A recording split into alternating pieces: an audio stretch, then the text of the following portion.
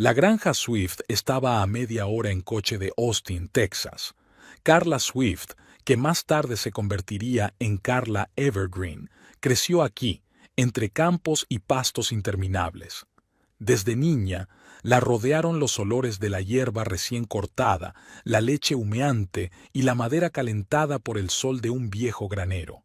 Cuando Carla tenía 10 años, sus padres murieron en un accidente de coche en la autopista cuando volvían de una feria agrícola en Dallas. Su abuelo, Ebenezer Swift, ya viudo, se hizo cargo de su nieta. Fue él quien le enseñó todo lo que sabía sobre la vida y el trabajo agrícola. Ebenezer era un hombre de la vieja escuela, taciturno, testarudo e increíblemente trabajador. Si quieres que algo se haga bien, hazlo tú mismo, le gustaba decir, comprobando metódicamente cada pequeño detalle de la granja. Incluso cuando contrataba empleados, nunca se relajaba, siempre pendiente de cada proceso. Carla no tardó en adoptar su forma de entender los negocios. A los 15 años ya conocía los entresijos de la producción lechera, sabía arreglar casi cualquier maquinaria y podía saber de un vistazo si una vaca estaba sana. Los granjeros locales, que al principio se burlaban de la chica que hacía de anfitriona, con el tiempo empezaron a tratarla con respeto. La granja Swift era famosa por su leche. Su pequeño pero fuerte rebaño de vacas Holstein Friesian daba excelentes rendimientos lácteos. Ebenezer siempre decía que el secreto de una buena leche era sencillo: vacas felices e instalaciones limpias. Carla aprendió esta lección con firmeza, como había aprendido muchas otras. En la escuela, no era la favorita de los profesores ni la reina del baile. Sus manos, acostumbradas al trabajo duro, no se maquillaban bien, y su único perfume durante mucho tiempo fue el olor a heno y viento de verano. Pero Carla nunca sufrió por ello. Trabajar en la granja le producía auténtico placer. Después del instituto, podría haber ido a la universidad. Su abuelo ahorraba dinero para sus estudios, pero Carla decidió quedarse. ¿Para qué necesito un diploma?, decía a sus amigas. Ya tengo una profesión y el trabajo de mi vida. Ebenezer no comentó su decisión, solo abrazó más fuerte a su nieta por los hombros. A los 40 años, Carla se había convertido en una auténtica granjera. Conocía el valor del trabajo duro y sabía tomar decisiones difíciles. Su carácter, como el de su abuelo, era inquebrantable, pero no rígido. Los trabajadores la respetaban por su imparcialidad y su capacidad para asumir cualquier tarea. Exteriormente, se parecía poco a la típica granjera tejana de los folletos publicitarios. Alta, enjuta, con un bronceado perpetuo y movimientos rápidos y seguros. Llevaba el pelo corto para que no le estorbara en el trabajo. Vaqueros y camisas de cuadros, porque es cómodo, sin maquillaje.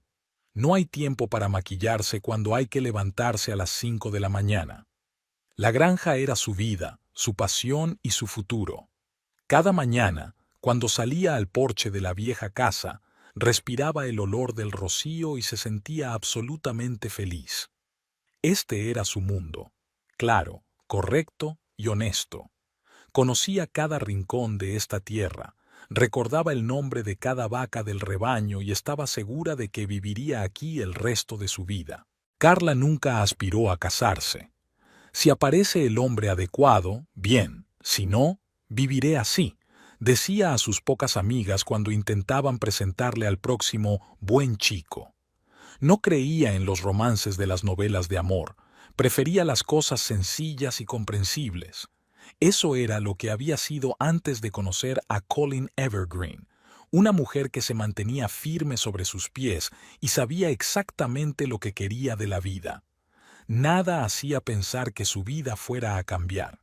Pero ya se sabe que al destino le gusta dar sorpresas incluso a quienes no las necesitan en absoluto.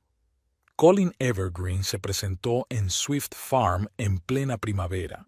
Llegó en un flamante Ford azul con el logotipo de la empresa lechera en la puerta, vestido con un traje planchado, completamente fuera de lugar aquí. Carla estaba terminando de comprobar el sistema de refrigeración de la unidad lechera cuando él entró, con cuidado de no ensuciarse los lustrosos zapatos. El representante de Texas Dairy Products parecía un hombre que no hubiera visto una granja de verdad en su vida. Se movía inestablemente de un pie a otro, claramente temeroso de estropearse los pantalones, y miraba con recelo a los trabajadores que pasaban a su lado. Carla no pudo contener una sonrisa al ver su confusión. «Señorita Swift», le tendió la mano, pero la retiró rápidamente al notar los restos de aceite de máquina en las palmas. «Solo Carla», respondió ella, limpiándose las manos con un trapo. Colin empezó a hablar de las ventajas de trabajar en su empresa, pero se distrajo con el ruido de la maquinaria y el mugido de las vacas. Ebenezer, al oír el ruido, salió de su despacho. Escuchó en silencio la propuesta del joven, le hizo algunas preguntas precisas sobre los precios y las condiciones del contrato, y luego le invitó bruscamente a quedarse a comer. «No se pueden mantener conversaciones de negocios con el estómago vacío», declaró. Durante el almuerzo, Colin se fue relajando poco a poco. Resulta que creció en los suburbios de Houston, en una familia de maestros de escuela. Llegó al negocio de los productos lácteos por casualidad. Un amigo le sugirió que probara suerte en las ventas. Pensé que sería fácil, recorrer las tiendas y ofrecer leche, pero resultó que hay que entender todo el proceso de producción, admite. Carla se dio cuenta de que bajo la fachada oficial había un interlocutor bastante interesante. Colin sabía escuchar y hacer las preguntas adecuadas. Estaba realmente interesado en el proceso de producción de leche y Carla, sin esperarlo, le hizo un pequeño recorrido por la granja. «Y este es nuestro orgullo, Betsy». Carla le condujo hasta un corral donde pastaban unas grandes vacas blancas y negras. «La mejor productora de leche del condado». Colin acercó cautelosamente la mano al hocico del animal, y Betsy hundió su húmeda nariz en la palma de su mano de forma amistosa. «Te ha reconocido», sonrió Carla. «¿Y tú?», preguntó Colin de repente, mirándola a los ojos. Su primera cita fue una semana después de firmar el contrato. Colin trajo los documentos y, como si nada, invitó a Carla a cenar en la ciudad. Ella aceptó, sorprendida por su decisión. Hablaron en el restaurante hasta la hora de cierre. Resultó que tenían mucho de qué hablar además del trabajo. Colin viajaba a la granja más a menudo de lo que exigía el trabajo. A veces se quedaba sentado en el despacho, observando cómo Carla se ocupaba de sus asuntos. «Eres como un director de orquesta», dijo una vez, «dirigiendo esta elaborada orquesta, y todo obedece a tu ritmo». Carla se limitó a desentenderse, pero le gustó la comparación. Ebenezer observó el desarrollo de su relación en silencio. Una tarde llamó a su nieta a su despacho. «Es urbano», dijo el abuelo, fumando su pipa. «Creciendo en el asfalto, nunca entenderá la tierra». Carla permaneció en silencio, pero se dio cuenta de que su abuelo podía tener razón. Colin, sin embargo, parecía estar intentando de verdad comprender su mundo. Colin le propuso matrimonio a los 6 meses de conocerse. Sin pompa ni romanticismo, simplemente le preguntó durante la cena si quería ser su esposa. Carla dijo que sí con la misma facilidad. Ninguno de los dos era propenso a los gestos estridentes ni a las ceremonias fastuosas. La boda fue modesta, solo amigos íntimos y familiares. Colin insistió en que la ceremonia se celebrara en la granja, lo que le valió a Ebenezer una mirada de aprobación. Carla llevó un sencillo vestido blanco y añadió a su ramo flores silvestres recogidas por la mañana en el prado. Después de la boda, se mudaron a la casa Swift. Carla no podía abandonar la granja y a Colin no parecía importarle. Siguió trabajando como representante de ventas, ahora como director regional. Su carrera iba viento en popa. La empresa valoraba su capacidad para conectar con los agricultores. Al principio, su matrimonio parecía la unión perfecta. Colin aportaba una nueva corriente de vida a la mesurada vida de la granja, nuevas ideas para el desarrollo del negocio, conexiones en la ciudad, una visión moderna de la gestión. Carla, por su parte, era el ancla que mantenía la granja a flote. Por las tardes se sentaban a menudo en el porche a hablar del día anterior. Colin hablaba de las noticias de la ciudad, de los planes de la empresa y de las nuevas tecnologías de producción lechera. Carla compartía los éxitos de la granja, los problemas con la maquinaria, historias sobre los trabajadores y los animales. Ebenezer a veces se unía a ellos, dando caladas silenciosas a su pipa y, de vez en cuando, insertando un comentario acertado. Un año después de casarse, empezaron a hablar de ampliar la producción. Colin se ofreció a pedir un préstamo y modernizar el equipo, pero Ebenezer se opuso. No se puede arriesgar algo que se ha construido durante generaciones, dijo. Carla se debatía entre su marido y su abuelo, dándose cuenta de la razón de ambos. Los campesinos recibieron a Colin con recelo.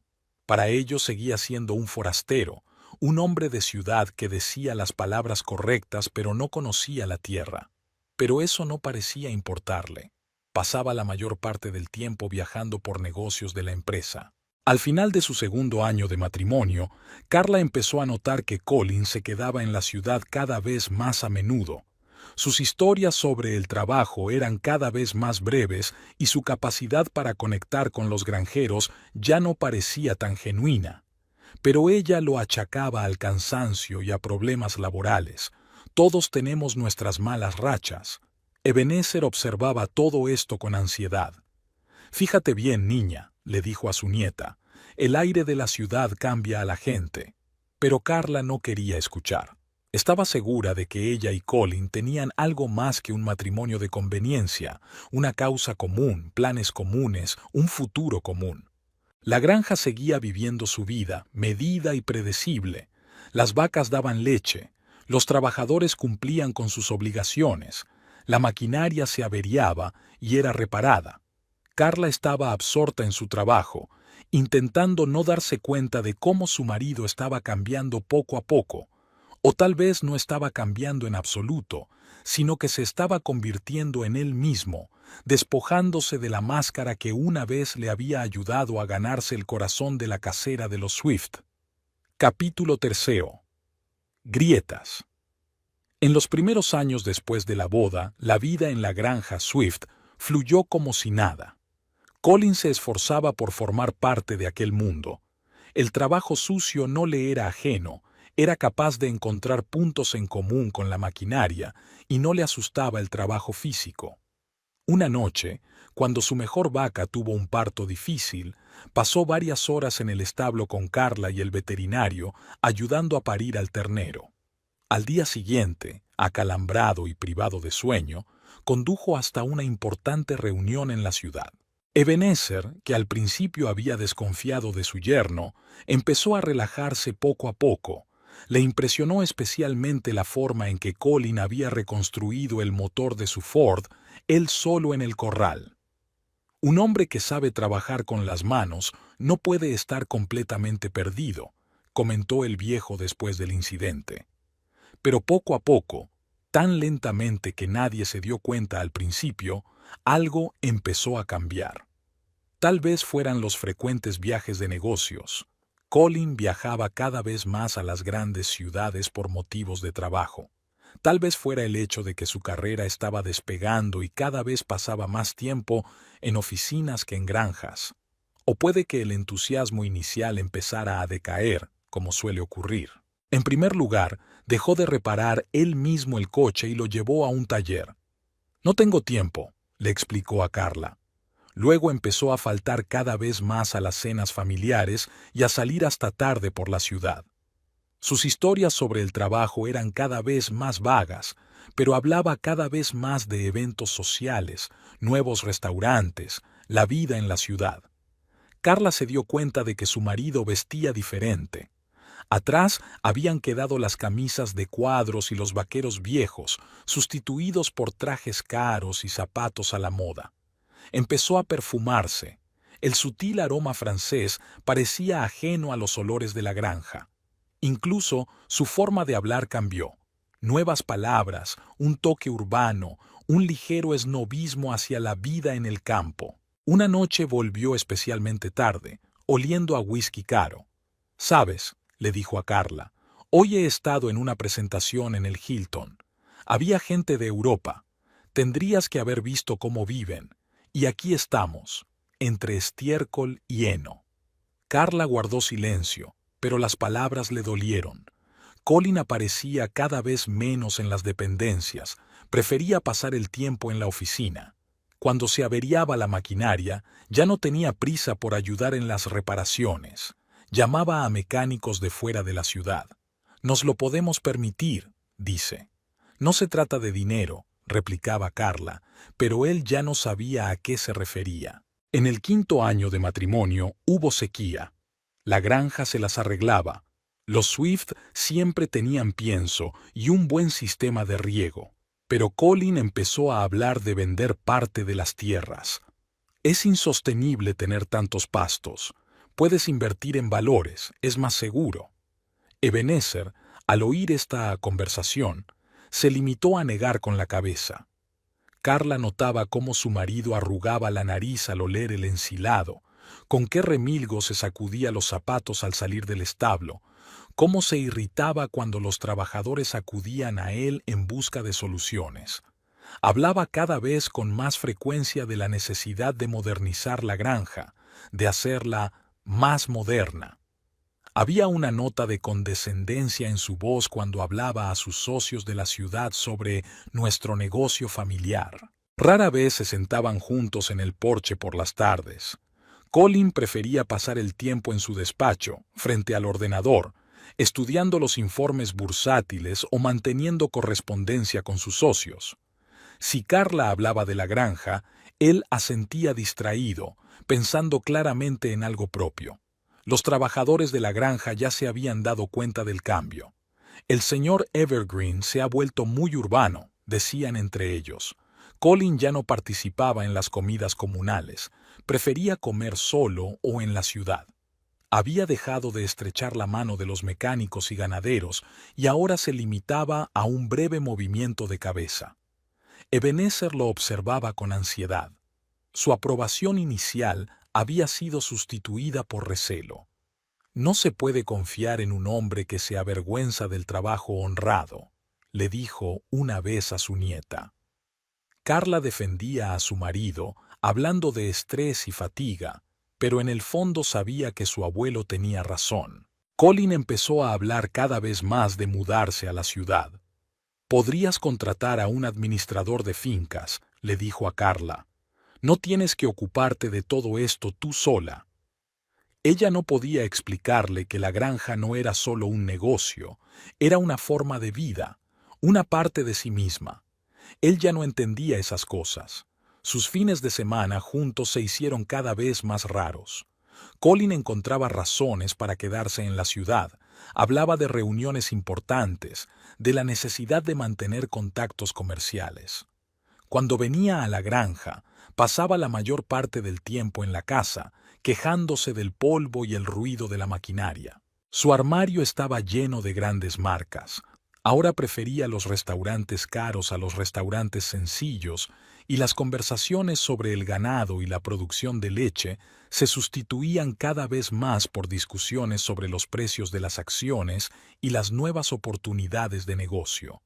La granja parecía haberse convertido en una desafortunada necesidad, un recuerdo de un pasado que intentaba dejar atrás. Un día, durante una cena familiar, empezó a hablar de su reciente viaje a París. «Eso sí que es vivir de verdad», dijo entusiasmado. «Cultura, arte, buena comida, no este perpetuo cavar en la tierra». Ebenezer se levantó silenciosamente de la mesa y se marchó.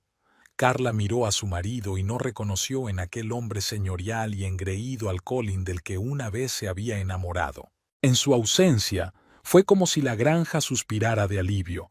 Los trabajadores ya no se esforzaban por cumplir sus nuevas poéticas. Carla podía dedicarse a sus asuntos sin tener que escuchar constantes sugerencias sobre reestructuración y optimización. Incluso las vacas parecían estar más tranquilas cuando el dueño no estaba. Barbara Jean apareció en Austin en primavera, cuando la ciudad florecía. Había venido en el marco de un programa de intercambio cultural, supuestamente para estudiar la experiencia estadounidense en la organización de mercados agrícolas. Alta, esbelta, con una mata de pelo rojizo y un ligero acento francés, atrajo inmediatamente la atención de la comunidad empresarial local. Su primer encuentro con Colin fue en una cena de negocios organizada por la Cámara de Comercio. Barbara estaba sentada a 2 asientos de él, hablando de granjas francesas y de lo bonita que era la Provenza. Colin no podía apartar los ojos de ella. Parecía la personificación de la vida con la que había empezado a soñar últimamente.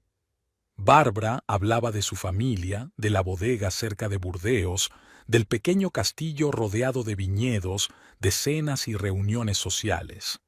En sus historias, incluso el trabajo en la granja parecía diferente, más elegante, de alguna manera. En nuestro caso, se llama agroturismo, dijo, estirando las palabras de forma perfecta. La gente paga mucho dinero para ver cómo se hace el vino. Después de cenar, Colin se ofreció a llevarla al hotel. Por el camino, hablaron de la diferencia entre el enfoque europeo y el americano de la agricultura. Barbara habló con condescendencia de las granjas de Texas. Demasiado rudimentarias, demasiado primitivas. Colin asintió con la cabeza. Al día siguiente se encontró con ella, por casualidad, en una cafetería cercana a la oficina de la empresa lechera. Barbara estaba sentada en una mesa junto a la ventana, removiendo elegantemente su café con una cuchara. Su blusa de seda y sus pendientes de perlas parecían inapropiadamente lujosos para un simple café, pero eso fue lo que llamó la atención. Empezaron a verse en actos de negocios. Barbara tenía el don de aparecer exactamente donde estaba Colin. ¡Ah, qué casualidad!, exclamaba, moviendo sus largas pestañas. Poco a poco, los encuentros se hicieron más frecuentes y menos casuales. Colin encontraba cada vez más motivos para quedarse en la ciudad. Barbara sabía escuchar, o al menos crear la ilusión de un oyente atento. Asentía con simpatía cuando Colin se quejaba de la vida en el campo, del olor a estiércol y de madrugar. «Monsieur Colin», le dijo, «se merece usted algo mejor. Un hombre tan refinado no debería vivir en los barrios bajos de Texas». En las conversaciones con ella, Colin se sorprendía a sí mismo embelleciendo cada vez más su papel en el negocio. En sus relatos, Swift Farm se convirtió en una gran empresa agroindustrial, y él mismo pasó a ser no solo un representante de ventas, sino director regional de desarrollo. Barbara parecía vivir en un mundo diferente, un mundo de restaurantes caros, exposiciones de moda y reuniones sociales. Podía pasarse horas hablando de boutiques parisinas, catas de vino y de lo maravillosa que era la vida en Europa. Sus historias hipnotizaban a Colin y le hacían olvidar la realidad. En las reuniones de negocios siempre aparecía con trajes nuevos de diseñadores famosos. «Ah, esto solo es un vestidito de Chanel», le decía despreocupada. Colin empezó a darse cuenta de lo provinciano que parecía su propio armario. Pronto adquirió varios trajes caros. A Barbara le gustaba hablar de cultura y arte, aunque sus conocimientos en estos campos eran más bien superficiales. Podía confundir a Monet y Manet, pero pronunciaba sus nombres con un acento tan encantador que no parecía importarle. Colin empezó a comprar álbumes de arte y entradas para la ópera. Intentaba hablar de forma diferente en su presencia, eligiendo palabras más refinadas, tratando de imitar un tono social. Barbara alentaba estos intentos, llamándole tan europeo. Le enseñó a sostener correctamente una copa de vino y a distinguir entre los distintos tipos de queso. «Ya ves», le dijo, «siempre has tenido ese aire sofisticado». Su piso en el centro de Austin estaba amueblado con un gusto que a Colin le parecía el colmo de la sofisticación. Muebles antiguos, imitaciones baratas en realidad, reproducciones impresionistas en las paredes, el sutil aroma del perfume francés. Todo ello creaba la ilusión de la vida con la que había empezado a soñar. Poco a poco, sus encuentros se hicieron más personales. Cenaban en restaurantes apartados, paseaban por calles tranquilas, hablaban del futuro. Bárbara pudo escuchar sus sueños y alimentarlos con sus fantasías sobre la vida en París. Imagínate, le decía, un cafecito en Montmartre, croissants por la mañana, paseos por el Sena. En sus relatos, Francia aparecía como un país de vacaciones eternas y placeres refinados. Guardaba silencio sobre el hecho de que su castillo familiar no era más que una vieja granja, y su vieux, una pequeña parcela de tierra con algunas hileras de viñas. Pero Colin nunca trató de verificar sus historias. Encajaban demasiado bien con sus sueños. Bárbara nunca preguntó por Carl. Si Colin mencionaba a su mujer, ella desviaba hábilmente la conversación hacia otro tema. En su mundo no había sitio para una simple granjera, como llamaba mentalmente a Carla. El propio Colin rara vez pensaba en casa, prefería sumergirse en el ilusorio mundo del chic francés. Ella sabía cómo crear la impresión de casualidad en todo. Encuentros fortuitos, roces fortuitos, cumplidos fortuitos. Pero detrás de esta aparente espontaneidad había un claro cálculo. Bárbara veía en Colin su billete hacia una vida mejor y metódicamente le llevó a tomar una decisión que les cambiaría a ambos. Ebenezer Swift empezó a rendirse imperceptiblemente. Primero empezó a despertarse un poco más tarde de lo habitual. Luego dejó de revisar él mismo los potreros lejanos, dejándoselo a los trabajadores. Su andar, siempre firme y seguro, se hizo un poco más lento, pero su carácter seguía siendo el mismo. Revisaba los informes meticulosamente, daba consejos precisos y podía pasarse horas sentado en su despacho planificando el trabajo de la granja. Carla notó estos cambios, pero trató de no mostrarlo.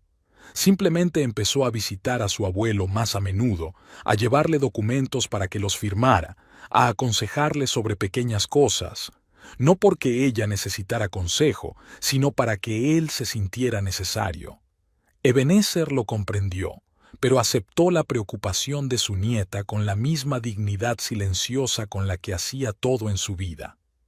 Era respetado por todos los jornaleros, desde el viejo Jim, que había trabajado aquí con los padres de Carla, hasta los jóvenes recién llegados a la granja. Cuando Ebenezer aparecía en el granero o en los fosos de ensilado, el trabajo parecía fluir más suavemente por sí mismo, no porque exigiera u ordenara, sino porque nadie quería defraudar al viejo. A sus 92 años, aún recordaba la historia de cada pedazo de tierra de la granja. Por aquí, decía señalando el prado del norte, tu bisabuelo hizo el primer surco, y allí, junto al arroyo, tu padre y yo cavamos el primer pozo. Para él, la granja era algo más que tierra y edificios. Era la historia familiar, impresa en cada piedra y cada árbol. Cuando cayó enfermo, fue de repente. Una mañana no salió a desayunar y cuando Carla fue a verle, lo encontró en la cama, pálido pero tranquilo. Supongo que me ha llegado la hora de descansar un poco, dijo con esa misma risita suya que se le notaba ligeramente. Carla llamó al médico, pero en el fondo ya lo sabía. Su abuelo estaba cansado de vivir. Nunca se quejaba del dolor, a pesar de que los médicos decían que debía de ser intenso. Seguía interesándose por los asuntos de la granja, me pedía que le llevara informes y rendimientos lecheros. Incluso en la cama era el mismo Ebenezer Swift, un hombre acostumbrado a tener el control. Los empleados venían a visitarle, de uno en uno, tímidos y arrastrando los pies junto a su cama. Encontró las palabras adecuadas para cada uno, dónde alabar, dónde regañar, dónde aconsejar. y todos se iban con la sensación de que el viejo amo seguía ocupándose de la granja, de que todo iba bien. Carla pasaba todo su tiempo libre con él. A veces se quedaban en silencio, no necesitaban palabras para entenderse.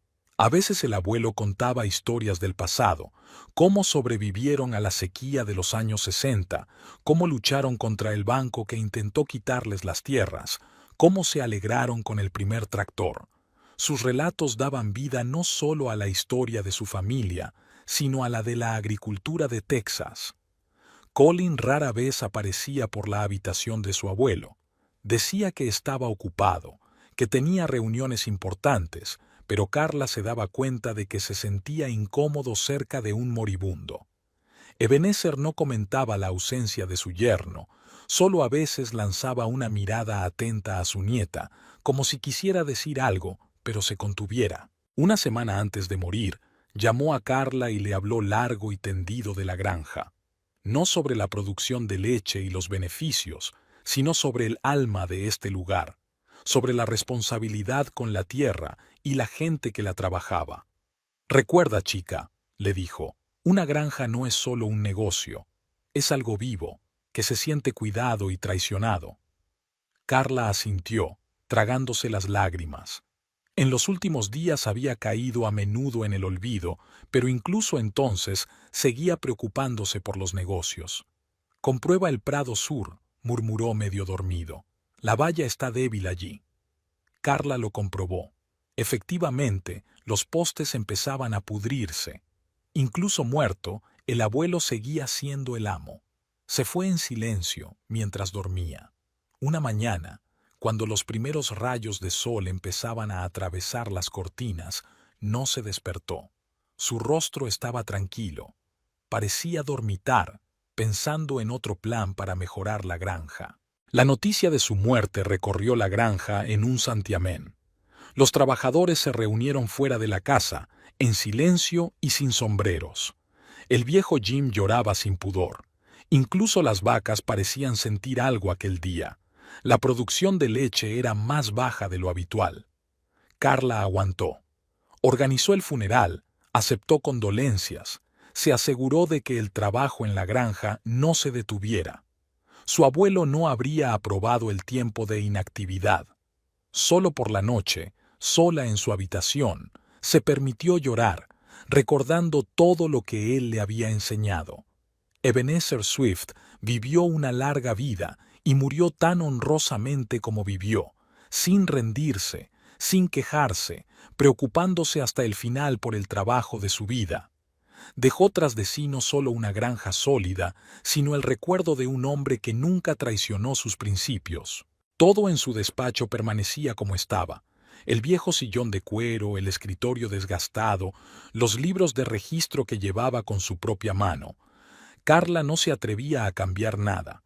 El espíritu de Ebenezer Swift parecía seguir aquí, custodiando la granja y a sus habitantes. El día era claro y tranquilo, uno de esos días de otoño en los que el cielo parece especialmente alto y el aire hormiguea de clara pureza.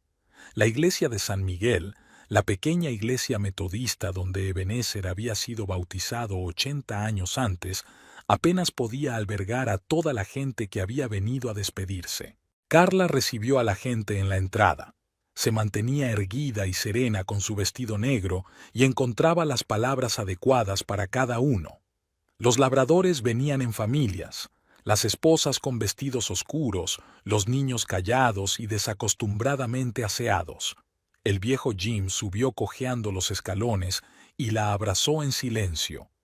Había más apoyo en su abrazo que en cualquier palabra de condolencia. Colin se mantuvo un poco apartado, como si actuara de anfitrión, pero Carla notó sus miradas impacientes al reloj. Su nuevo traje negro parecía poco apropiado para una iglesia rural. De vez en cuando miraba el teléfono, a pesar de que Carla había pedido a todos que lo silenciaran. Las primeras filas estaban ocupadas por campesinos y sus familias, una jerarquía tácita que todos entendían y aceptaban. Detrás se sentaban los granjeros vecinos, los empresarios locales, todos aquellos que conocían y respetaban a Ebenezer Swift. El sacerdote, el reverendo Anderson, comenzó el servicio. Su voz suave sonaba tranquila y segura. Llegó cuando el reverendo habló de la trayectoria vital de Ebenezer. El crujido de la pesada puerta de roble hizo que todos se giraran. Barbara Jean entró en la iglesia con un vestido de novia blanco de larga cola, un fino velo y un ramo de lirios blancos en las manos. Durante un segundo se hizo el silencio más absoluto. Luego se oyó un suspiro general en la iglesia, mezcla de indignación, conmoción e incredulidad. Como si no se hubiera dado cuenta de la reacción, Bárbara caminó por el pasillo central, haciendo sonar sus tacones sobre las viejas tablas del suelo. Su aspecto estaba calculado hasta el último detalle, desde su perfecto peinado hasta la leve sonrisa que dibujaban sus labios pintados. La señora Johnson, la esposa del mecánico jefe, lanzó un sonoro gemido y se persignó. Una de las mujeres maldijo en voz baja. El sonido resonó claramente bajo las bóvedas de la iglesia. Los niños miraron boquiabiertos a la iglesia hasta que sus madres los volvieron hacia el altar. Bárbara se acercó a la primera fila, donde estaba sentada Carla. «Qué pena lo de ese viejo», dijo con fingida compasión y un tenue acento francés. Había una mueca de desprecio mal disimulada en su voz. Se volvió hacia Colin y le tendió la mano. «Ven, cariño, esto está muy cargado». Colin se levantó. La iglesia estaba tan silenciosa que podía oír el zumbido de alguna avispa. No miró a nadie, ni a Carla, ni al cura, que permanecía inmóvil con la Biblia abierta, ni a los labradores, cuyos rostros eran una mezcla de ira y desprecio. Simplemente cogió a Bárbara del brazo y se dirigió hacia la salida. Caminaron por el pasillo, ella con un vestido blanco ondeante y él con un caro traje negro. El penacho del vestido se arrastraba por el suelo, pegado a los bancos. Nadie dijo nada, pero el aire de la iglesia parecía tenso. Carla permanecía sentada, sin moverse. Su rostro no expresaba nada, ni dolor, ni ira, ni sorpresa.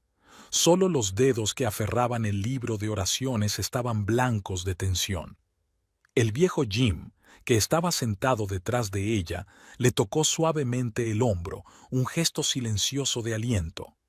Cuando la puerta de la iglesia se cerró tras la pareja que se marchaba, el reverendo Anderson tosió y continuó el oficio. Pero el ambiente había cambiado irrevocablemente. Ya no se trataba solo de un funeral, sino de un momento en el que toda la congregación era testigo de una traición tan desvergonzada que rayaba en el sacrilegio. Después del servicio, en la comida conmemorativa en el centro comunitario, nadie mencionó directamente lo que había sucedido, pero todos se sintieron obligados a acercarse a Carla, a decirle unas palabras de ánimo, a demostrarle que no estaba sola. Las esposas de los trabajadores estaban alrededor de las mesas con comida, los hombres reunidos en pequeños grupos, hablando en voz baja. Bill Henderson, el propietario de una granja vecina, anunció en voz alta que estaba dispuesto a ayudar en lo que hiciera falta. Recibió el apoyo de otros granjeros. El banquero local, el señor Patterson, se llevó a Carla aparte y le aseguró que todos los préstamos agrícolas se mantendrían en las mismas condiciones. Sabemos que la granja Swift está en buenas manos. Los trabajadores se acercaron a Carla uno por uno. Nadie dijo mucho, pero había apoyo en cada mirada, en cada apretón de manos. «Estamos con usted, señorita Carla», dijo en voz baja el joven Tim, nuevo en la granja. «Díganos lo que necesita». Los demás asintieron. Las mujeres la rodearon de una protección invisible pero fiable. La señora O'Brien, la esposa del veterinario jefe, trajo un pastel recién hecho. «Tienes que comer, querida».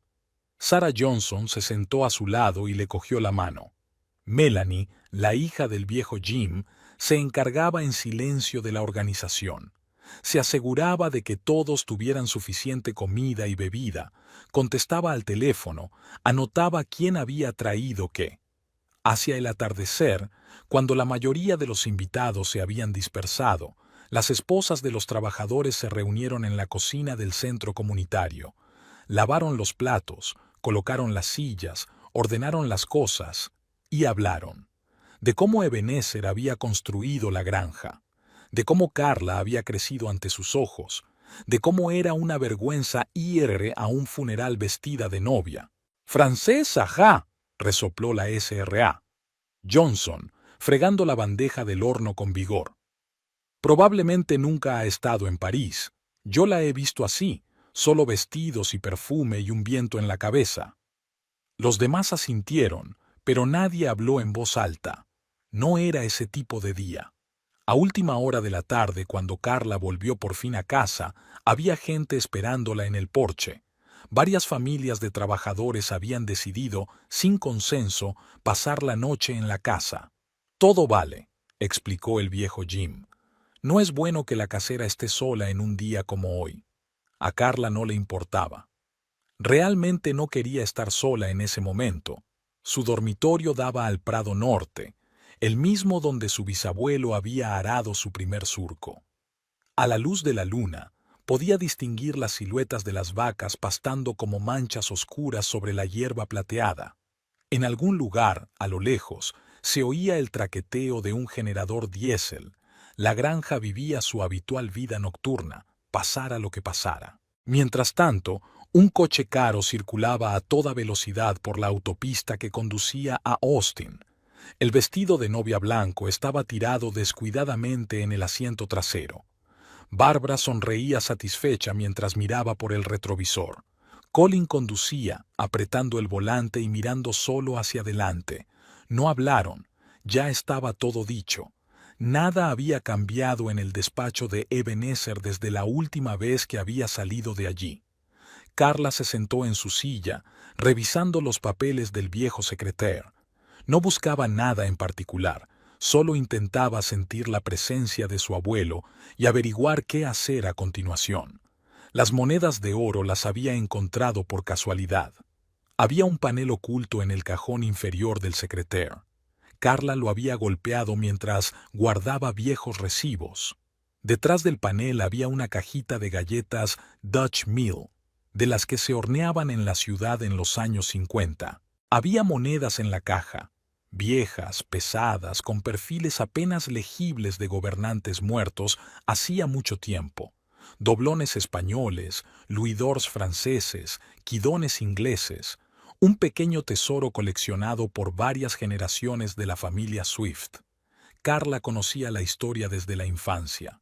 Su tatarabuelo, uno de los primeros colonos de la zona, había empezado a coleccionar monedas de oro antes de la Guerra Civil, no por codicia, sino por precaución. El papel moneda va y viene, decía, pero el oro siempre es oro. Cada generación añadía algo a esta colección. El abuelo de Carla contaba cómo su padre había trocado algunas monedas a un comerciante que pasaba por allí durante la Gran Depresión. El hombre no conocía el verdadero valor del oro viejo. El propio Ebenezer añadió un par de ejemplares raros comprados a un numismático en los años 60. Las monedas nunca fueron solo dinero. Eran la historia de una familia, la encarnación material del trabajo y la perseverancia de varias generaciones. Cada moneda tenía su propia historia.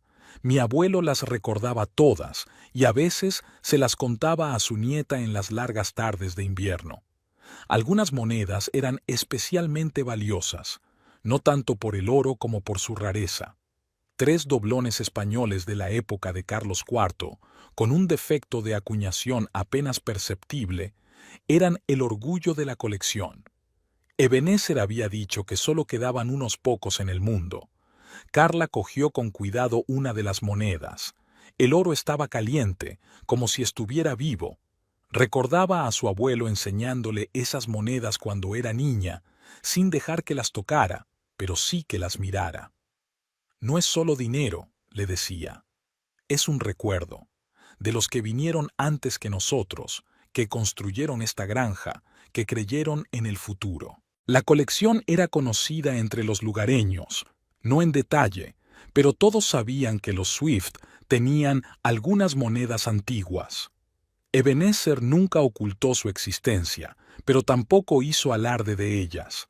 Para él, era una herencia familiar que había que conservar y transmitir. Carla hojeó las monedas y un plan se formó lentamente en su mente. No era malvado ni vengativo, solo justo, pensó. Recordó cómo Colin se había interesado una vez por las monedas, no por su historia, sino por su valor. Recordó la expresión de sus ojos cuando su abuelo mencionó el valor de las piezas raras. Los 3 doblones yacían en la palma de su mano, pesados, como si estuvieran cargados de una vieja tristeza y una nueva determinación. Carla conocía cada rasguño de su superficie, cada rasgo de la acuñación. Recordaba a su abuelo explicándole por qué estas monedas eran especialmente valiosas para los coleccionistas. Se levantó de la mesa y se acercó a la ventana. Más allá del cristal se extendía una granja, ahora su granja. En algún lugar de la ciudad, Colin y Barbara probablemente estaban haciendo planes para una nueva vida. Bueno, ella también podía hacer planes. Después de todo, era nieta de Ebenezer Swift, un hombre que nunca hacía nada a medias. Carla envolvió cuidadosamente las 3 monedas en suave gamuza. Devolvió el resto de su colección a la caja y la escondió en otro lugar. Tenía sus propios escondites en esta vieja casa. Luego se sentó ante el escritorio de su abuelo y empezó a escribir una declaración para la policía. Su letra era firme, sus palabras seguras y claras, sin histeria, sin acusaciones, solo hechos, sobre la colección de monedas antiguas, sobre su valor histórico, sobre el hecho de que tras la muerte de su abuelo las 3 piezas más valiosas habían desaparecido. Cuando terminó de escribir, volvió a leer la declaración. Todo estaba redactado de forma clara y concisa, tal y como le había enseñado su abuelo. Nunca actúes deprisa, solía decir. Un buen plan es aquel que puedes pensar con calma de principio a fin. Al atardecer, se sentó en el porche durante largo rato, contemplando la puesta de sol. En algún lugar de la casa sonaba un viejo reloj, el mismo que había medido el tiempo durante generaciones de vencejos. Carla pensó en su abuelo, en sus lecciones, en cómo le había enseñado a ser fuerte. A veces, había dicho, hay que tomarse la justicia por tu mano. Las vacas mugían en el establo. Era hora de ir al ordeño vespertino. Carla se levantó y se cuadró de hombros. Tenía una granja que mantener. Había gente que creía en ella. Y había un plan, sencillo y claro, como todos los planes de Swift. En el bolsillo de su chaqueta de trabajo había monedas envueltas en gamuza, testigos mudos de la historia que pronto desempeñarían su papel en un nuevo capítulo de esa historia. Carla bajó del porche y se dirigió al granero. El trabajo no espera, pase lo que pase en la vida. La comisaría de Austin estaba vacía y fresca. El sargento de guardia, que conocía a los Swift de los días en que había ayudado a su abuelo a enfrentarse a intentos de robo de ganado, saludó a Carla como a un viejo conocido. Escuchó atentamente, sacudió la cabeza y anotó el testimonio. Le interesó especialmente la descripción detallada de las monedas. Carla recordaba cada rasgo de los doblones, cada marca dejada por el tiempo. ¿Así que dice que fueron estas 3 monedas las que desaparecieron?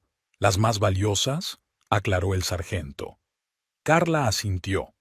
No estaba haciendo acusaciones directas, solo exponiendo los hechos, como le había enseñado su abuelo. La declaración fue perfecta. Nada de histeria, solo detalles y descripciones precisas. La estaban esperando en la granja. El viejo Jim le dijo que Colin había llamado y que venía a recoger sus cosas. Carla asintió. Sabía que iba a venir. Los empleados se miraron unos a otros. Nadie quería dejar sola a la casera en un momento así, pero todos se dieron cuenta de que no era buena idea imponerse. Colin apareció después de comer. Su nuevo Lexus parecía extraño entre las polvorientas camionetas de los empleados. Bajó del coche con un traje caro, miró a su alrededor como si viera la granja por primera vez. Su forma de andar, la expresión de su rostro, mostraban la superioridad mal disimulada de un hombre que creía haber escapado del campo al gran mundo. Los trabajadores se volvieron desafiantes a su paso. El joven Tim escupió en el polvo, sin querer, por supuesto, justo cuando pasaba Colin. Bobby, el mecánico, rebuscaba en el tractor con exagerada atención, aunque todos sabían que la máquina estaba en perfecto estado. Colin fingió no darse cuenta de aquel desprecio silencioso. Se acercó al porche, saludó a Carla con la cabeza, como si fuera una conocida casual y no una mujer con la que había vivido durante años. «Cogeré mis cosas», dijo en un tono como si le estuviera haciendo un favor al llevárselas. Carla señaló en silencio sus maletas, que ya estaban hechas y de pie en el pasillo. No esperó a que él hiciera las maletas, sino que las guardó ella misma, ordenada y metódicamente. Colin empezó a revisar el contenido y parecía casi cómico. Un hombre con un traje caro revisando sus camisas y calcetines. Mientras Colin revisaba las maletas en el pasillo, Carla fingía estar ocupada con unos papeles en el escritorio. El viejo Jim apareció como por casualidad en la puerta principal, apoyado en la jamba. Observó a Colin con una mirada dura que hizo que Colin empezara a inquietarse, guardando las cosas con inquietud y descuido.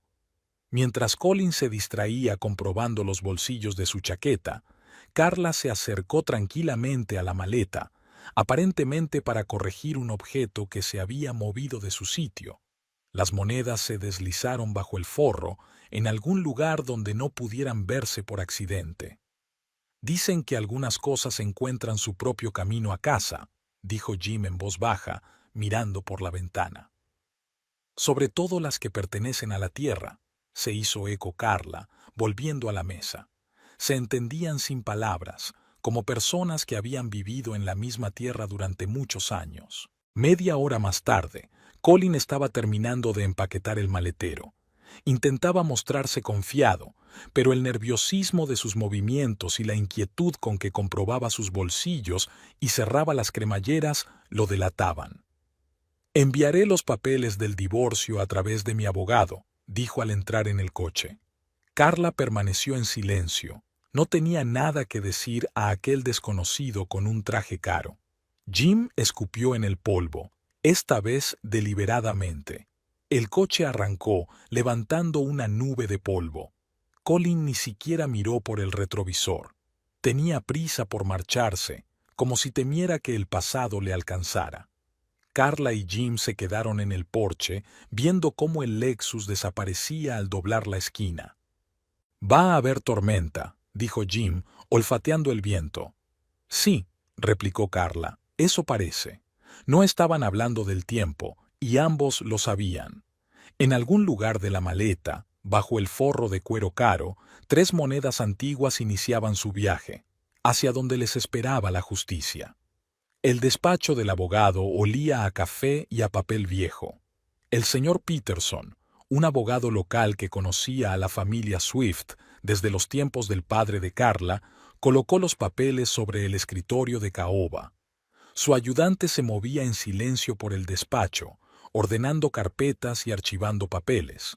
Colin había venido con su abogado de Austin, un joven con un traje caro que no dejaba de mirar el reloj. Bárbara esperaba en el coche.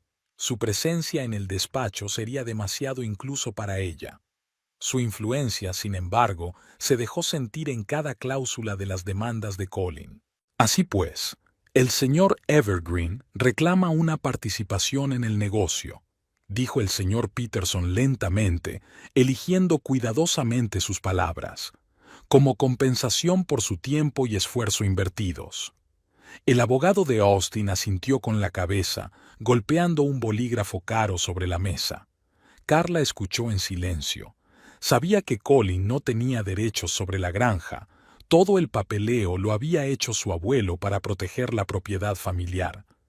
Ebenezer Swift había previsto muchas cosas, aunque difícilmente podría haber imaginado exactamente este giro de los acontecimientos.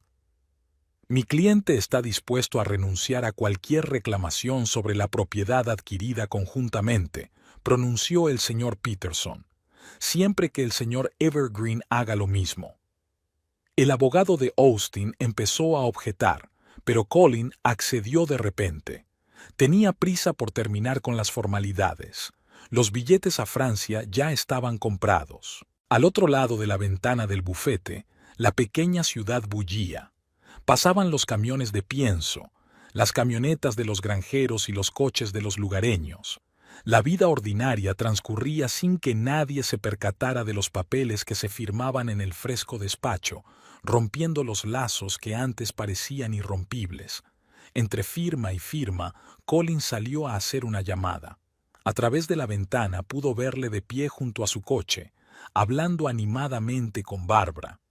Ella reía con la cabeza echada hacia atrás, imaginando claramente su futura vida en París. El señor Peterson aprovechó el momento para servirle a Carla una taza de café. Tu abuelo estaría orgulloso de ti. Te mantienes honorablemente. Carla se limitó a asentir. No necesitaba palabras. El viejo abogado la conocía desde niña y entendía más de lo que demostraba. Una vez firmados todos los papeles, Colin se apresuró a marcharse. En la puerta se detuvo un segundo, como si quisiera decir algo, pero cambió de idea. Quizá quería disculparse, quizá quería explicar algo, o tal vez solo quería asegurarse de que todo había terminado. Esa misma noche, la comidilla de la ciudad era que Colin y Bárbara habían comprado billetes para París. En una pequeña agencia de viajes de la calle principal, Bárbara discutía en voz alta con el agente sobre hoteles y restaurantes, nombrando nombres franceses con un acento exagerado. Colin estaba a su lado, sonriendo como un hombre que por fin ha conseguido todo lo que quería. Estaban planeando un gran viaje, primero París y luego el sur de Francia, donde supuestamente vivía la familia de Bárbara. Bárbara les hablaba a todos del castillo familiar, de los viñedos y de las viejas tradiciones. Colin escuchaba estas historias con el entusiasmo de un hombre que nunca había estado en el extranjero y creía cada palabra. En el café del pueblo donde almorzaron, Bárbara entretuvo a Colin con historias de la vida que les esperaba. La camarera que les traía el café escuchaba retazos de conversación sobre boutiques de moda, sobre galerías de arte, sobre reuniones sociales. Colin absorbía ávidamente cada palabra, como si intentara olvidar cuanto antes su vida pasada. Habían reservado una habitación en un hotel caro de París. Bárbara había insistido en que fuera el Ritz. La primera impresión es muy importante, dijo mientras hojeaba los folletos. Colin no discutió. Había dejado de discutir con ella, confiando plenamente en su gusto y experiencia. Bárbara compraba ropa cara en las tiendas de Austin. No puedes presentarte en París vestido como un granjero de Texas. Colin pagaba obedientemente las facturas sin arrugar la nariz ante los precios. La tarjeta de crédito estaba al rojo vivo de compras. Trajes, camisas, zapatos. Bárbara lo elegía todo ella misma, moldeando a Colin hasta convertirlo en el hombre que quería a su lado. Hicieron grandes planes. Bárbara habló de las conexiones de su familia en el negocio del vino, de oportunidades de inversión, de perspectivas en el comercio internacional.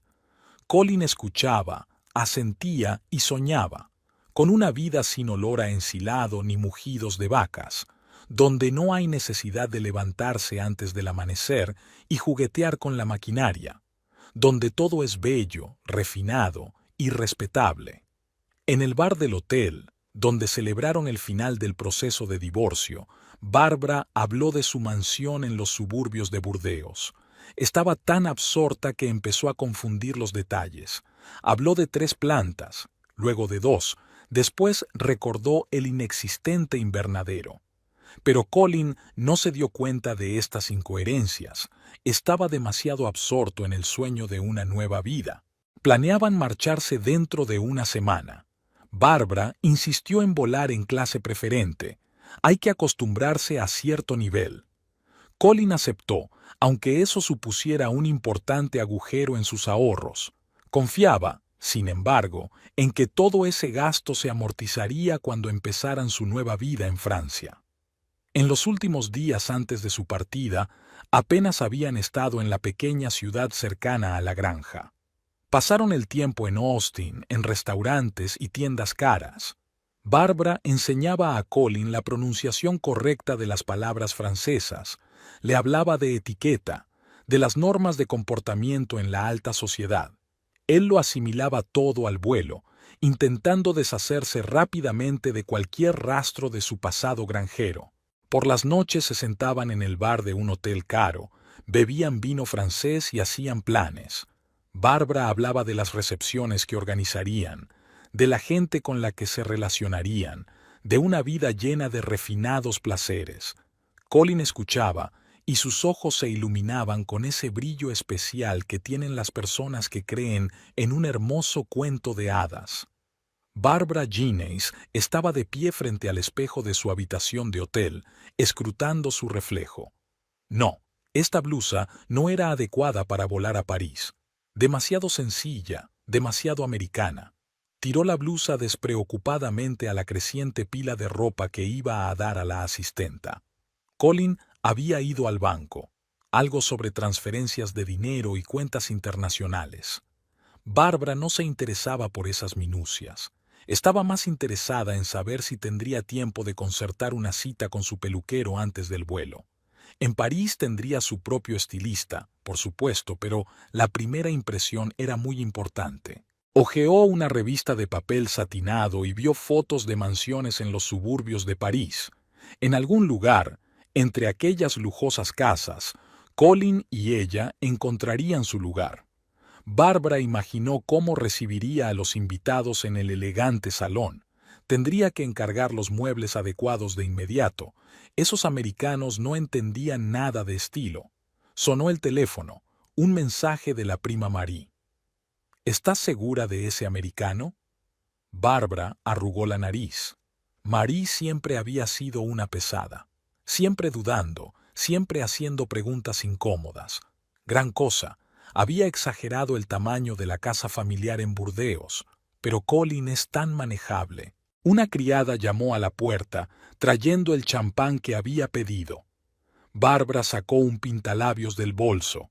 No se puede beber champán con los labios sin pintar, es indecente. Se pintó los labios con diligencia, faltándole solo un poco. En París, la maquillaría un profesional. Colin volvió del banco con cara de preocupación. Dijo algo sobre tipos de cambio y restricciones en las transferencias. Barbara no le hizo caso. Estaba ocupada haciendo una lista de restaurantes que deberían visitar en la primera semana. En algún sitio había leído que en Maxim's había que reservar mesa con un mes de antelación. Tendría que acordarse de recordárselo a Colin. Las maletas se estaban llenando de ropa nueva. Barbara insistía en una revisión completa del guardarropa.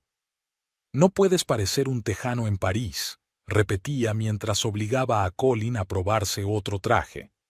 Las dependientas la miraban con mal disimulado escepticismo cuando hablaba de la moda francesa, pero ¿qué más daba? En unos días estaría en París. Esa noche cenaron en el mejor restaurante de Austin. Barbara habló en voz alta de su finca familiar, confundiendo los detalles pero compensándolo con entusiasmo.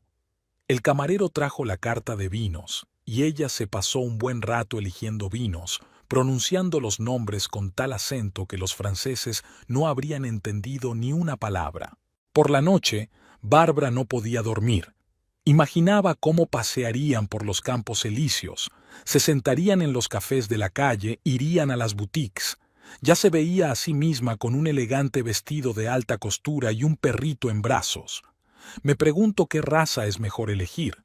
Tendría que consultarlo con el conserje del Ritz. Por la mañana envió a Colin a comprar maletas nuevas. Las viejas no parecían lo bastante elegantes. Louis Vuitton o nada, dijo rotundamente. Se quedó en la habitación hojeando revistas e imaginando cómo decoraría su futura casa parisina. Tal vez deberían contratar a un diseñador, solo a un francés de verdad, claro. El pasaporte con el nuevo visado estaba en la mesilla de noche, y Barbara comprobaba periódicamente si seguía allí. A veces le parecía que todo aquello era un sueño, que estaba a punto de despertarse en su pequeño piso de las afueras de Lyon, donde había vivido toda su vida antes de venir a Estados Unidos. Pero no, era real.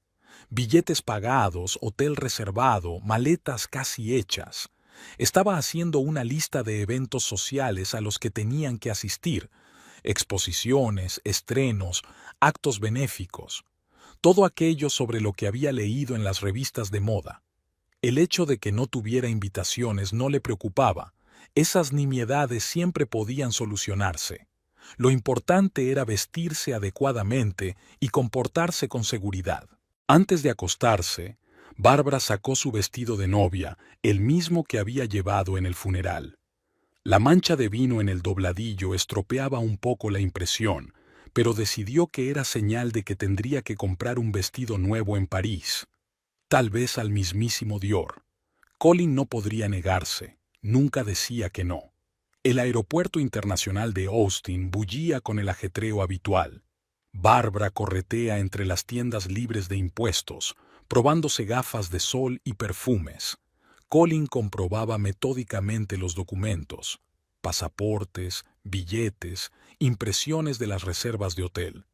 Su equipaje ya había pasado por facturación. 6 flamantes maletas Louis Vuitton repletas de pertenencias y sueños de una nueva vida. ¿Señor Colin cree que sirven champán en el avión?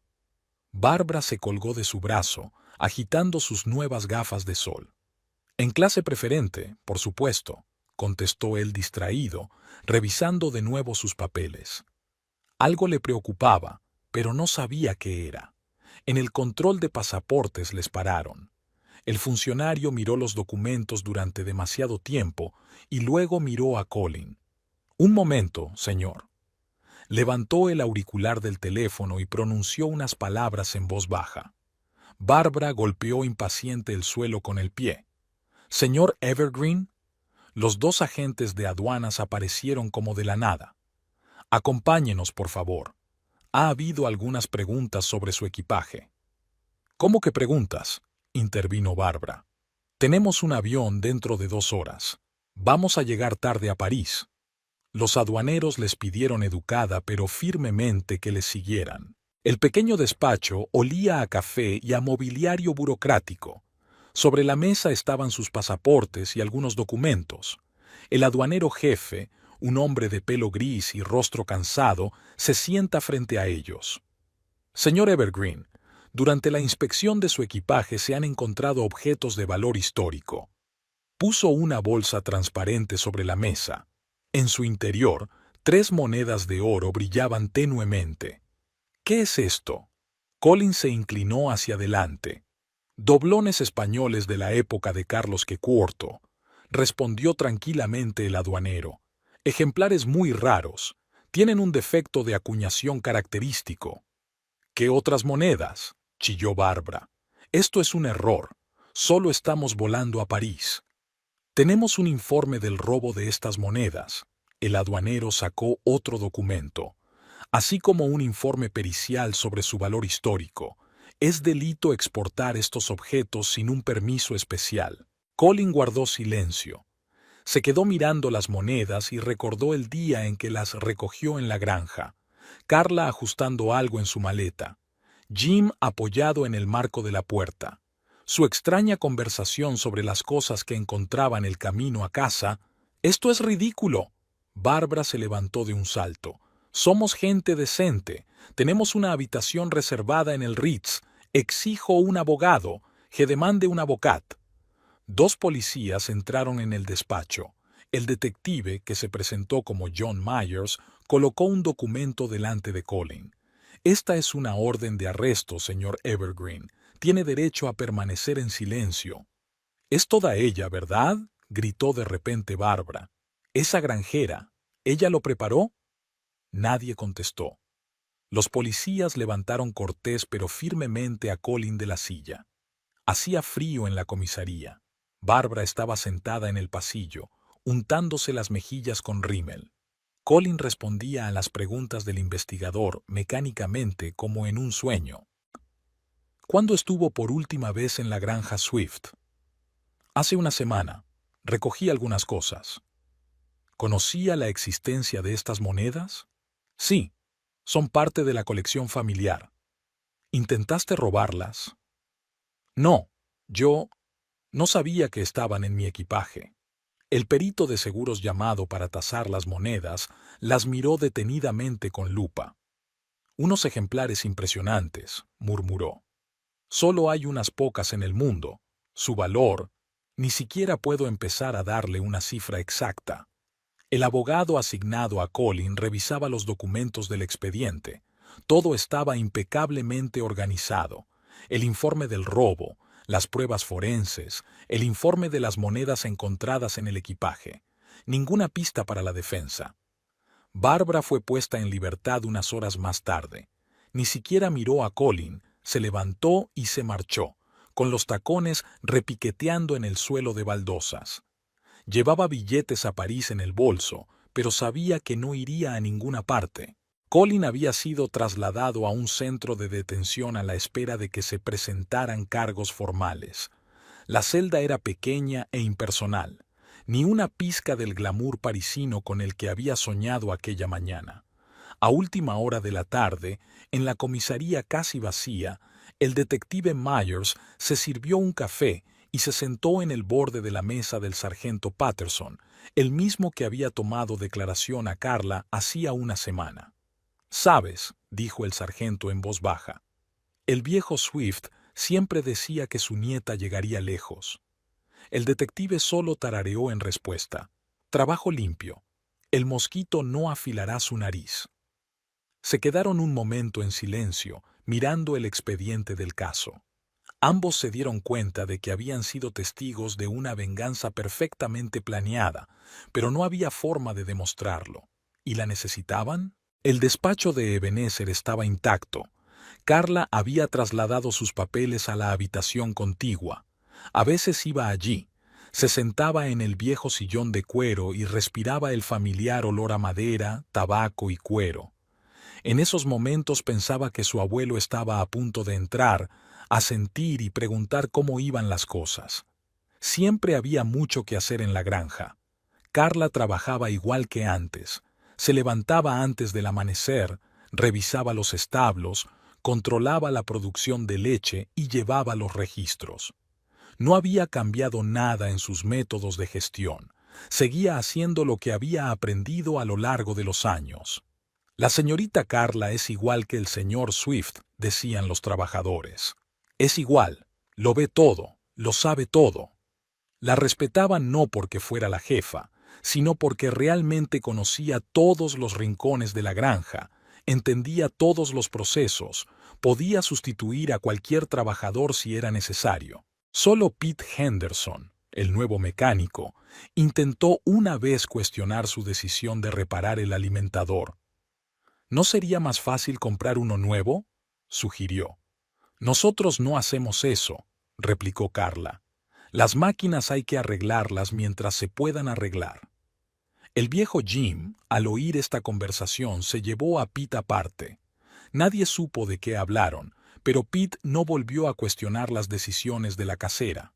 Al cabo de un mes, sin embargo, renunció. No encajaba, como decía Jim. Por las tardes, cuando terminaba el trabajo principal, Carla recorría la granja. Era la costumbre de su abuelo. La última ronda antes de irse a la cama. Comprobaba las cerraduras, echaba un vistazo a las vacas, escuchaba los sonidos nocturnos de la granja. A veces le parecía oír los pasos de su abuelo detrás de ella, pesados, seguros. Los trabajadores también echaban de menos al viejo. Se manifestaba en las cosas más pequeñas. Alguien se daba la vuelta al oír abrirse la puerta de la oficina. Alguien le guardaba un sitio en la mesa a la hora de comer. Jim seguía haciendo 2 tazas de café por la mañana, una vieja costumbre. Pero la vida seguía.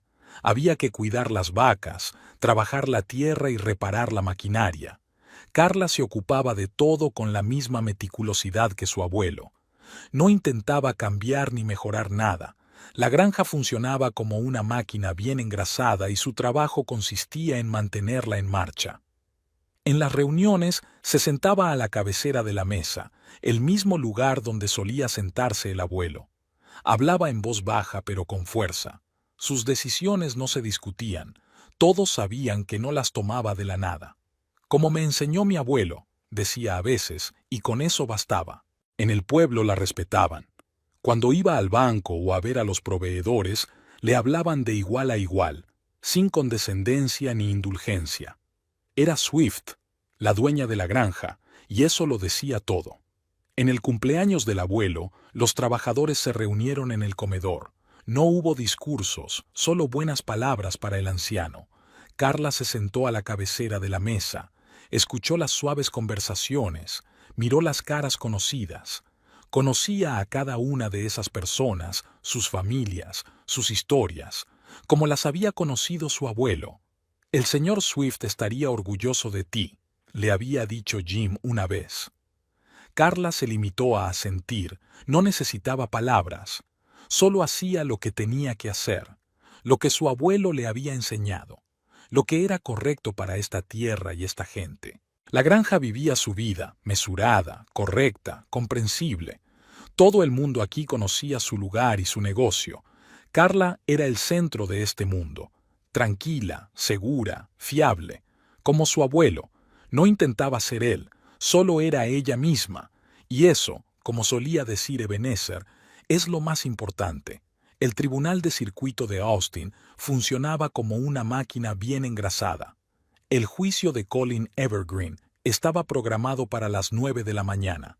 La sala se iba llenando poco a poco. Los lugareños no querían perderse semejante espectáculo. La historia del robo de monedas antiguas y la huida frustrada a París estaba en boca de todos. Bárbara estaba sentada en la última fila, envuelta en un pañuelo de seda y retratando diligentemente la indiferencia. Su manicura, antaño impecable, estaba mordida y su bolso de diseño había perdido lustre. Había pasado las últimas semanas en un motel barato a las afueras de la ciudad. El dinero se le esfumaba rápidamente y todos sus intentos de ponerse en contacto con sus OGKAOM en Francia habían resultado previsiblemente inútiles.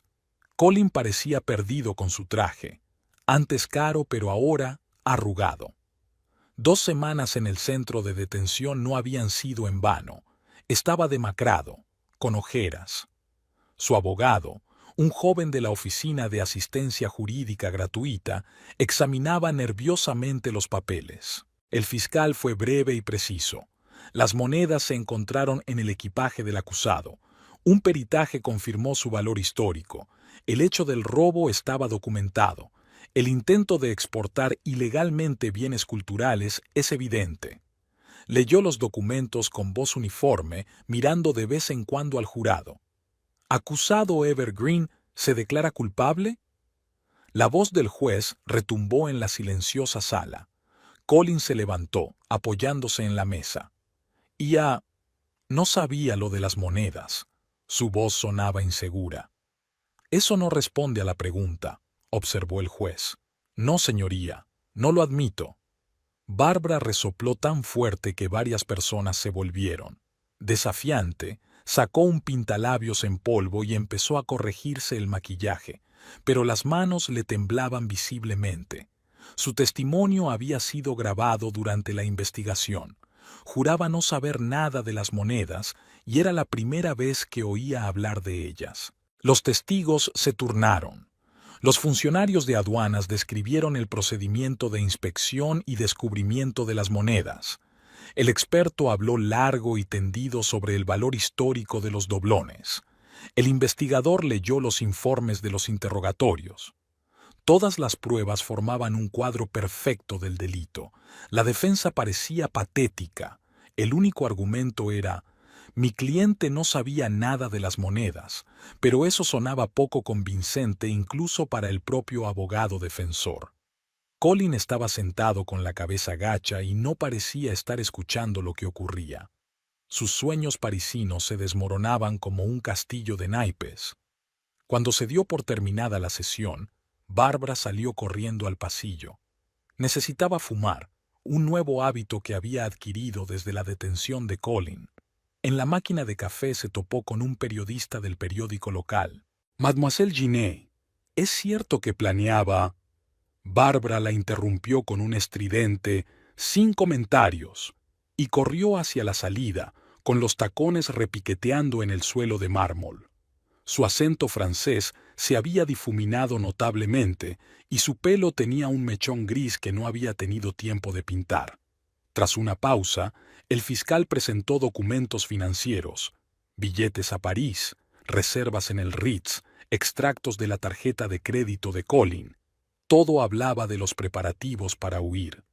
El acusado planeaba salir del país con objetos de valor pertenecientes a la familia Swift, concluyó. El jurado deliberó brevemente. Bárbara solo había conseguido fumarse un cigarrillo cuando fueron llamados de nuevo a la sala. El veredicto fue unánime. Culpable. El juez anunció la sentencia. 3 años de prisión con posibilidad de libertad condicional al cabo de 1 año. Colin acepta la sentencia en silencio. Solo cuando se lo llevaban se volvió para intentar encontrar a Bárbara, pero su asiento en la última fila ya estaba vacío. Salió de la sala en cuanto se anunció el veredicto, sin esperar a que terminara la sesión. Aquella noche, en el bar del motel, Bárbara intentó olvidar el día. El camarero limpiaba las copas con indiferencia, mientras ella hablaba a quien estuviera dispuesto a escucharla de su chateau en Burdeos y de cómo se lo enseñaría a todos los demás. Su acento francés se hacía más fuerte con cada copa de vino. Y en su celda de la cárcel del condado, Colin estaba tumbado en la estrecha litera, mirando al techo. Pensó en la granja, en Carl, en las monedas escondidas en el forro de su maleta. En algún lugar de su mente se dio cuenta de que aquella era la venganza perfecta, fría, calculada y perfectamente legal, tal y como el viejo Swift le había enseñado. Carla estaba estudiando las escrituras de la propiedad vecina, la abandonada granja de cerdos McCormick. El viejo McCormick había muerto antes de terminar el proyecto, y sus herederos estaban sumidos en deudas y litigios. La situación era confusa, pero ahí residía la oportunidad. Robert Jacobs, especialista en transacciones inmobiliarias complejas, se sentó frente a ella en su despacho y le explicó pacientemente el plan. Un préstamo garantizado por una parte de una granja en funcionamiento, una compra de las deudas de los McCormick y, a continuación, un arrendamiento con derecho a compra. Sus largos dedos se deslizaban sobre los documentos, señalando claramente los puntos clave. «Hay un riesgo», dijo con su característica voz baja, «pero es calculable». Sus fríos ojos grises reflejaban interés profesional. Le encantaban los retos. Carla apreciaba su franqueza. Nada de adornos, solo hechos y cifras. Jacobs acudía a la granja cada vez con más frecuencia, ya fuera para aclarar detalles, comprobar documentos o inspeccionar la propiedad. Se movía por la granja con una confianza inesperada para un hombre de ciudad, pisando con facilidad el barro e ignorando los olores. Su caro traje parecía fuera de lugar, pero no lo era. Los trabajadores le observaban furtivamente. «Igual que ese actor del cine», susurraron las mujeres, «solo que el nuestro es más serio». Jacobs se parecía al famoso actor danés. Los mismos rasgos faciales afilados, la misma mirada penetrante, pero, a diferencia del personaje de la película, no estaba actuando, era real. En una de las reuniones, Jacobs detectó un error en los cálculos del contratista que intentó inflar el presupuesto. «O corriges los números o demando a tu empresa», le dijo tranquilamente. No era una amenaza, solo una afirmación. El contratista palideció y corrigió el presupuesto. Carla apreciaba su profesionalidad. Nunca llegaba tarde. Siempre estaba preparado y su documentación era impecable. Cuando hablaba de trabajo, sus ojos se iluminaban con un fuego especial. Le encantaban las combinaciones complejas, los acuerdos multipaso, las soluciones poco convencionales. Un día se quedó hasta tarde revisando otra serie de documentos. Carla preparó café. Ya sabía que él lo tomaba solo, sin azúcar. Estaban sentados en su despacho discutiendo los detalles del acuerdo cuando de repente él dejó de hablar y la miró largamente. El viejo Jim, que había captado la escena, sonrió entre dientes. Al día siguiente se acercó a Carla mientras comprobaba el funcionamiento del nuevo equipo de ordeño. «¿Sabes, chica?», le dijo, encendiendo su pipa, un hábito adquirido de su abuelo. «Ese abogado tuyo es el adecuado, no como otros».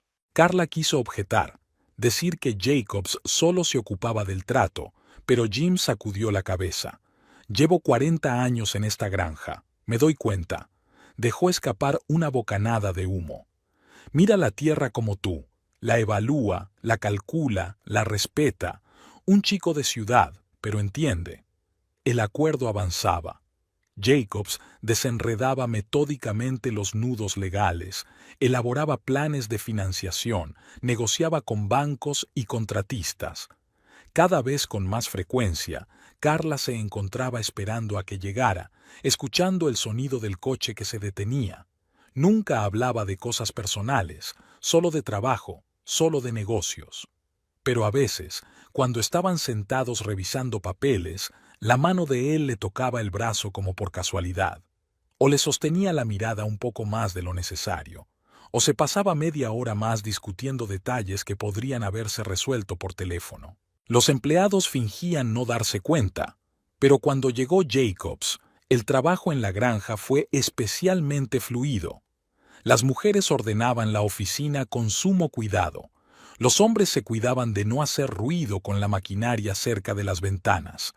Todo el mundo se dio cuenta de que la señora podría estar ocupándose de su vida personal.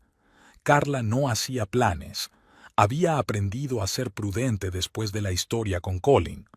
Pero había algo en Jacobs, su franqueza, su profesionalidad, su capacidad para ver las cosas en su esencia, que le tocaba la fibra sensible.